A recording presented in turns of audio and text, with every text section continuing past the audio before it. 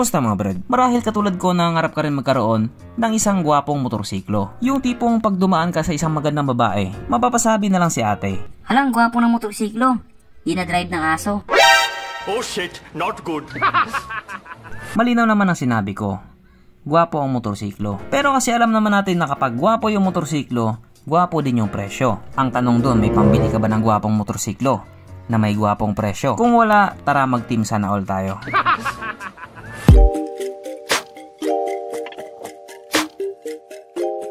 Pero syempre bago tayo magpatuloy, kung bago ka pa lamang napadpad dito sa aking walang kwentang channel, huwag ka na mag-subscribe.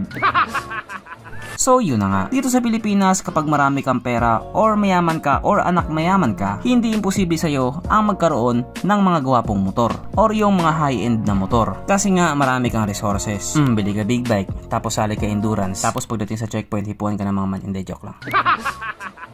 Pero kasi hindi naman lahat ng tao ay kayang makabili ng mga big bike or yung motor na tinatawag nilang branded.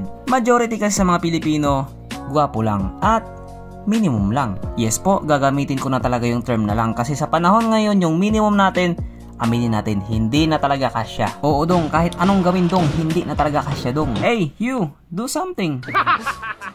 O sige, payag ka, milyon kinikita mo. Pero ito yung uniform mo. My God.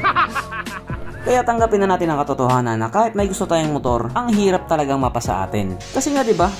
Majority sa atin hindi naman talaga mayaman. Kaya hindi talaga natin afford yung mga mamahaling bilihin. Katulad sa akin, nanggaling lang ako sa pamilyang mahirap. Mahirap intindihin.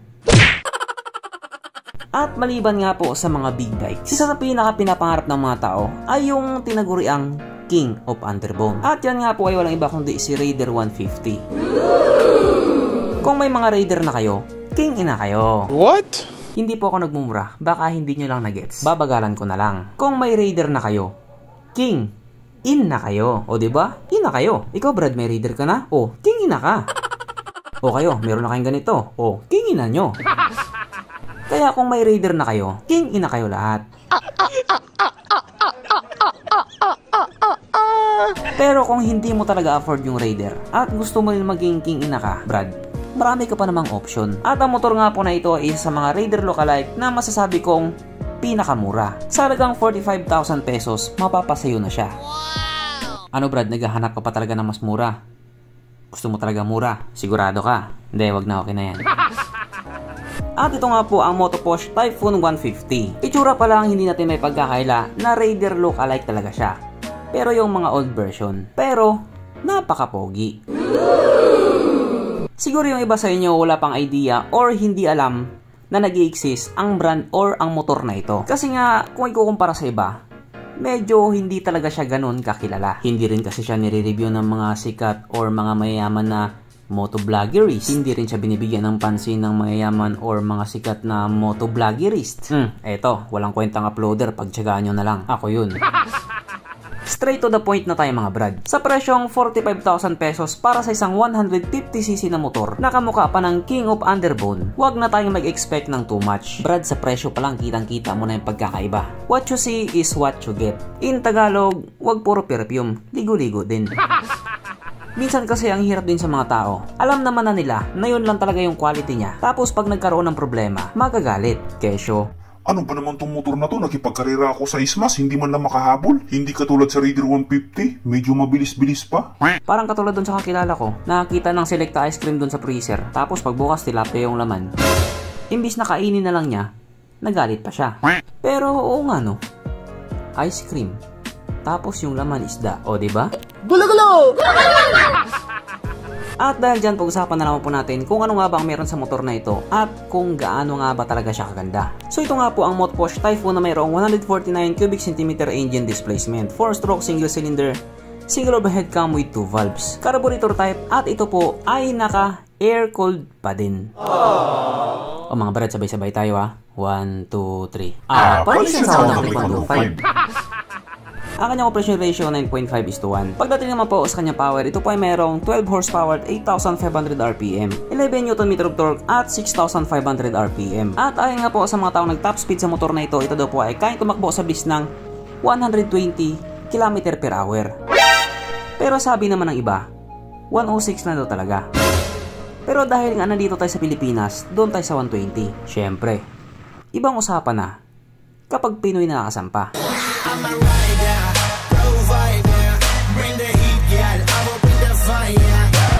Ang kanyang tangke ay kaya magkarga ng 4.6 liters fuel tank capacity na kumukonsumo naman na po ng 47 kilometers per liter. Pero sabi naman ng iba, nasa 30 plus lang daw. Kung ganun, tropa tayo.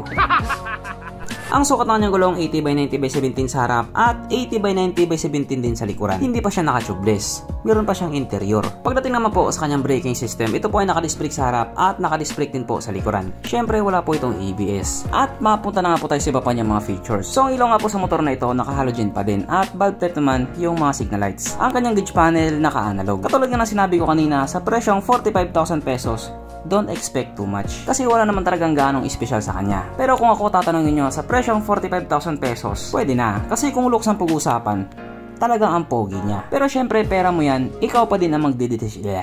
Ikaw pa rin ang magdedesisyon. Your body, your rules. You're old.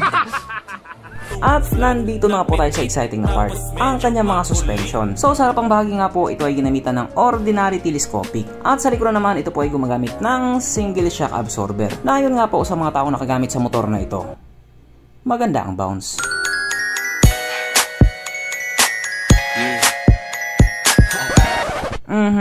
Panigurado.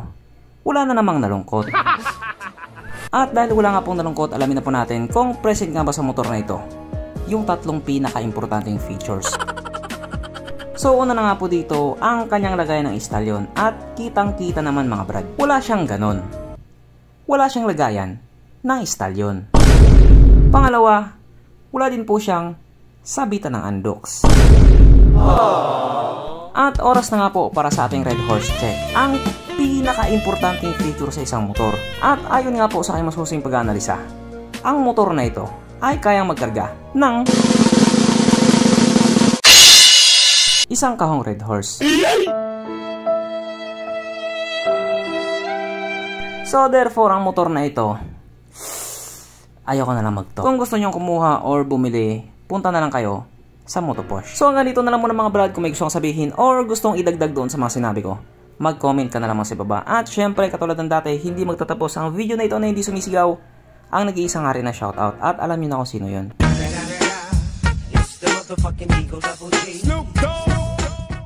So shout nga pala kay Dave Panganiban. Shout kay Fredsky26. Shout kay Joey Salonga. Shout kay Kenneth Jan Apura. Shout kay Leomar Galolo. Shout kay Ramercado. Shout kay Lucas Matthew. Shout kay Junjun Moto. Shout kay Nmax at pati na rin kay Dansoy at Akebs. Shout kay John Ray.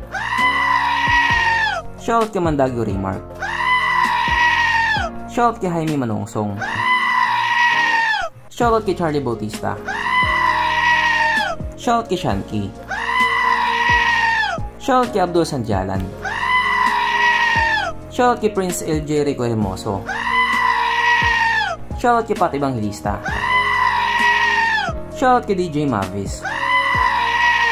Shoutout kay Shin David. Shoutout kay Vash Brads. Shoutout kay Crispin Molina. So ganito na lang muna mga brad, at muli ride safe, stay at home at stay safe, at syempre, stay alive, K-Bye.